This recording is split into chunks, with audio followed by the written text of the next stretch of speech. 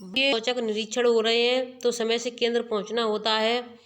तो सभी बहनें, एक तो मैं अब किसी भी तरीके से समय निकालती हूँ तो आप समय से वीडियो नहीं देखती हैं और फिर व्हाट्सएप के द्वारा, कभी कॉल के द्वारा पूछिए। देखिए, टाइम हमारे पास इतना नहीं है कि हम हर किसी को तुरंत जवाब दे सकें। जो भी होता है हम उस वीडियो के माध्यम से बता देते हैं, लेकिन फ़ोन कॉल कर कर के भी परेशान किया कर जाता है हमको। तो मैं इस समय के अनुसार मैं इस समय आपसे एक बार फिर से कहना चाहती हूँ, वीडियो बनाने में असमर्थ रहूँगी। अगर आप सभी भाई बहन सपोर्ट करेंगे और फ़ोन न करें और व्हाट्सएप के द्वारा जो भी होगा हम बता देंगे आपको, बस व्हाट्सएप के द्वारा मैसेज छोड़ दें और या फिर कमेंट के द्वारा छोड़ दें तो हम उसको देख करके बता देंगे। अगर फ़ोन कॉल करेंगे तो हम आपके लिए वीडियो नहीं बना पाएंगे। हम आज के बाद आपसे यही मेरी प्रार्थना है कि जो भी हो आप अपने तरीके से देखें, क्योंकि आपको वैसे भी हमारे चैनल से सिर्फ रजिस्टरों की और पूछने की जानकारी होती है, वो पूछती हैं, बाकी आप इधर उधर की खबरें ही देखती हैं। तो देखिए, मैं आपके रजिस्टर जो पोषण अभियान का था इसको पूरा करवा देती हूँ। इसके बाद जो भी हो आप अपने तरीके से ही करना। 27 मार्च 2023 का है सामान्य दिनचर्या दीवार लेखन। और जो भाई बहन नए जुड़े हैं वो चैनल को सब्सक्राइब भी कर लें, सब्सक्राइब करते नहीं हैं। सबसे बड़ी समस्या ये है, समय से नहीं देखते हैं। समय से ना देखना हमारे लिए बहुत बड़ी समस्या बन जाती है, क्योंकि आप बार बार पूछते हैं मैसेजों पे कि हमें ये बता दो। मैंने उसका 2021 से लेकर के 2022 का 2023 के जो गतिविधियाँ होती हैं उसकी वीडियो बना करके डाल दिए। फिर भी मैंने हमें व्हाट्सएप के द्वारा पूछती हैं कि हमें ये डाल दो, हमें वो डाल दो। देखिए, हम भी अपना काम करेंगे, हमें भी समय से केंद्र पहुंचना है, तो इतना ज़्यादा हम एक एक को वीडियो नहीं शेयर कर पाएंगे, कुछ भी नहीं कर पाएंगे। जो भी होगा आप समय से ही देखें। पोषक तत्व, पोषक क्षेत्र में सार्वजनिक स्थलों, घरों की दीवार पर पोषण के संदेशों को लेकर जागरूकता फैलाना।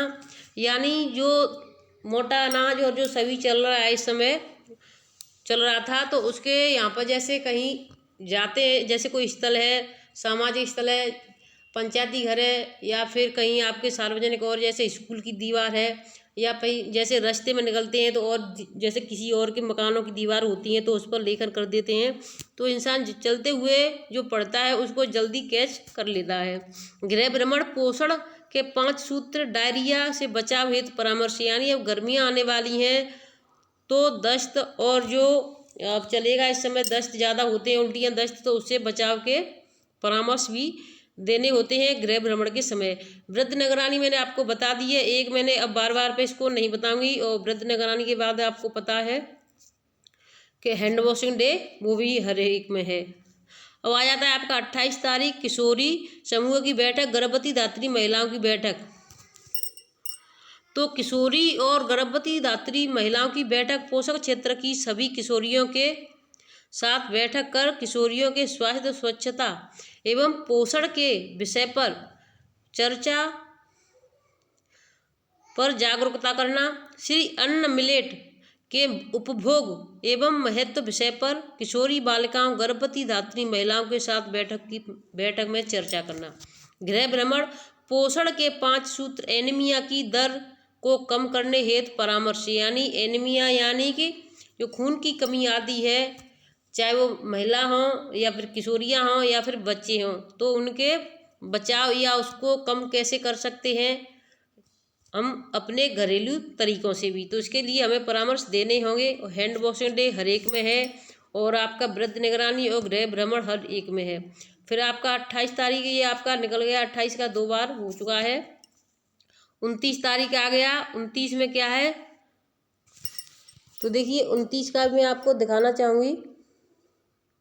तो देखिए 29 तारीख आ चुका है, 29 की बताने जा रही हूँ। लेकिन इससे पहले मैं आपसे कहना चाहती हूँ, इससे पहले पार्ट 1 का डाल दिया है मैंने 25-26 तारीख तक का, ये 27 तारीख से है, तो इसको अब पूरा करें अपना 3 तारीख तक। स्वास्थ्य एवं पोषण संबंधी जागरूकता, मोटे अनाज का प्रचार प्रसार करना। स्थानीय मिलेट से तैयार थाली का प्रदर्शन करना, 1 दिवसीय कार्यक्रम। यानी मोटे अनाज के बारे में थाली तैयार करना, 1 दिन का पूरा प्रदर्शन रहेगा। और इसमें क्या क्या करना है, अम्मा की रसोई मोटे अनाज का प्रचार प्रसार करना। पहले हमारी अम्मा अपनी रसोई में मोटे अनाज मिलेट के व्यंजन भी बनाती थीं। हमें फिर से वही प्रथा अपनी रसोई में लानी है जिसे अम्मा की रसोई नाम दिया गया है। गृह भ्रमण। पोषण के 5 सूत्र। बच्चों की थाली में अम्मा की रसोई जैसा खाना होना चाहिए। अम्मा की रसोई में जैसे आपकी मीठी रोटी, जौ, ज्वार, बाजरा जो भी होता है वो हर चीज़, पहले जो जौ होती थी उसको भी 4 से 5 अनाज मिक्स पीसते थे और उसका खाना बनाया जाता था, तो वो उस तरीके से अम्मा की रसोई नाम दिया गया। चने, उबले हुए चने भी दे सकते हैं, छौंक कर दे सकते हैं, इसका बेसन भी बना सकते हैं, पुआ सेक कर दे सकते हैं। तो इस तरीके से पुराने अनाज यानी जो पुरानी प्रथाएं थी वही हमें फिर से अपनी रसोइयों में लानी है। 30 मार्च का है अम्मा की रसोई प्रचार प्रसार।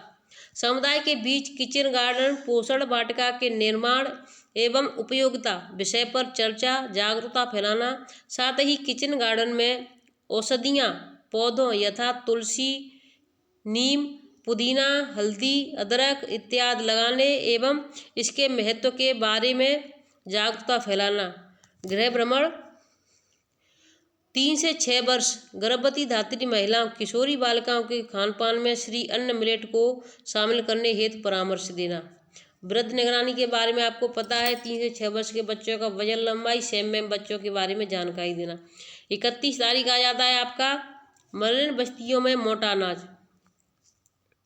प्रश्नोत्तरी, चित्रकारी, निबंध, रंगोली, यानी निबंध, रंगोली, चित्रकारी के हिसाब से भी हर चीज़ को बताना है। आंगनवाड़ी केंद्र पर किशोरी बालिकाओं के साथ स्वास्थ्य, पोषण, स्वच्छता एवं श्री अन्न मिलेट के उपभोग एवं महत्व विषय पर प्रश्नोत्तरी, चित्रकारी, निबंध, रंगोली प्रतियोगिता का आयोजन किया गया। गृह भ्रमण। पोषण के 5 तत्व, 5 सूत्र। व्यक्तिगत स्वच्छता व महामारी के समय किशोरियों को विशेष स्वच्छता व देखभाल हेतु परामर्श। तो ये हमें किशोरी बालिकाओं को परामर्श देना है कि यानी जो महामारी के समय विशेष ध्यान रखना है उन्हें। और ये देखिए आ जाता है आपका 1 तारीख। तो 1 तारीख में हमने 1 तारीख से आपका क्या शुरू हुआ था, यानी संचारी रोग नियंत्रण। तो इसके लिए हमने अपनी संचारी रोग की पूरी बैठक की और इसको लिखा हमें क्या क्या करना है इसके बारे में, और उसके बाद गृह भ्रमण किया। गृह भ्रमण 0 से 2 वर्ष के बच्चों की स्तनपान और ऊपरी आहार खिलाने, आहार विविधता आदि हेतु परामर्श दिया। और ये आपको आता ही है कि यानी संचारी रोग के बारे में आपको पता हो तो आप अपना बना लेना। अगर नहीं जानकारी है संचारी रोग में क्या लिखना है तो हमें कमेंट करके अवश्य बता दें। तो देखिए ये संचारी रोग वाला ही है, ये इसका कुछ दिखाई भी नहीं दे रहा है एकदम से, अच्छा फ़ोटो नहीं खिंचा। तो देखिए फिर आ जाता है आपका 2 तारीख। 2 तारीख में क्या करना है, 2, 4, 23 अप्रैल सभी दलों के साथ बैठक, स्वयं सहायता समूह। उपरोक्त गतिविधियों के अतिरिक्त समुदाय रेडियो से जागरूकता जीविका समूह की बैठक, स्थानीय बैठक, नुक्कड़ नाटक यानी नाटकों के माध्यम से भी हम समझा सकते हैं। किशोर समूह के साथ बैठक, टीकाकरण, प्रारंभिक बाल्यावस्था देखभाल एवं शिक्षा, फूड फोर्टिफिकेशन, किशोरियों की शिक्षा इत्यादि विषय पर जागरूकता गतिविधियों आयोजित करना या करी। गृह भ्रमण में इसमें क्या है, पोषण के 5 सूत्र, जीवन के प्रथम 1000 दिन देखभाल करना, गर्भवती धात्री एवं बच्चों के लिए श्री अन्न मिलेट की उपयोगिता, योग भी इसमें बताना है कि योग से हमारे क्या क्या फायदे हो सकते हैं। योग जागरूकता फैलाना। तो देखिए योग के बारे में भी जागरूकता फैलाना हेतु प्रेरित करना। वृद्ध निगरानी के बारे में आपको पता है। और फिर आ जाता है आपका 3 तारीख, 3, 4, 23 यानी 3 अप्रैल। थीम तीसरी थी, अभी आपकी दूसरी थीम चल रही थी 25-26 तारीख से। और तीसरी थीम में क्या है, सक्षम आंगनवाड़ी केंद्र। तो सक्षम आंगनवाड़ी केंद्र हैं वो चिन्हित किए गए होंगे, उनको पुरस्कृत किया गया है और किया जाएगा। अभी 6 तारीख तक के लिए बढ़ा दिया गया था। तो 3 में आपने क्या कार्यक्रम किया, 4 में आपने क्या कार्यक्रम किया और 5, 6 में आपने क्या किया। तो 3 का यानी पुरस्कृत था, हर जिले पर किया गया है पुरस्कृत बहनों को सो जो सक्षम आंगनवाड़ी केंद्र थे। और उसके बाद में 4, 5, 6 था, उसमें आप बहनों ने अपनी अपनी समझ से अलग अलग कार्यक्रम किए होंगे। वो क्या किए हैं वो अपनी आप अपना बना करके लिखें जो भी कार्यक्रम आपने किए हैं।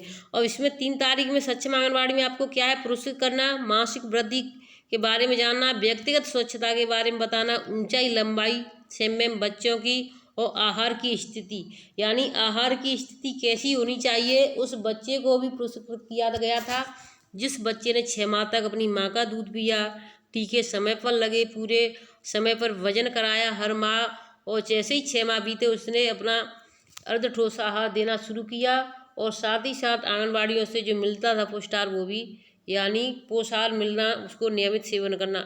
इसी तरीके से जो बच्चा 3 से 6 वर्ष में आ गया था उसको भी समय से आंगनबाड़ी केंद्र पर आना, अपनी प्रतिदिन की उपस्थिति देना और अपना समय पर वजन कराना, साथ ही साथ जो नियमित पुष्टाहार मिल रहा है उसको नियमित सेवन करना। तो इस तरीके से इनको पुरस्कृत किया गया था जिनका समय से सही कार्य पूरा था और जिनके यहाँ नाखून वाखून एकदम से साफ थे, स्वच्छ व्यक्तिगत स्वच्छता। तो वीडियो अच्छी लगी तो शेयर करें, चैनल सब्सक्राइब करें। धन्यवाद।